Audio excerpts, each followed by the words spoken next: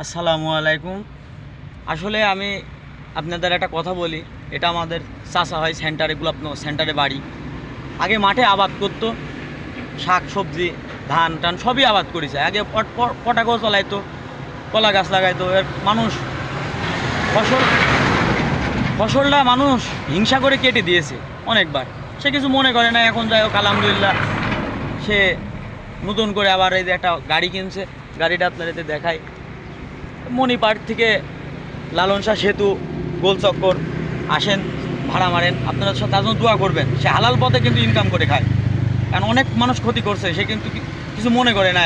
আমি কিন্তু জানি এটা, কিন্তু হঠাৎ করে 5-7 দিন ধরে মানে গাড়ি চালাইছে, আমার সাথে দেখা, তার সাথে আমি আসলাম, অনেক ভালো লাগলো। চাচা আপনি কিছু বলেন, এখন গাড়ি চালা আপনার কেমন লাগছে? আলহামদুলিল্লাহ ভালো লাগছে। এখন 10 টাকা হলেও নগদ টাকা ইনকাম করছি, এতে আমার বাল বাচ্চার রুটি রুজির একটা ব্যবস্থা হচ্ছে।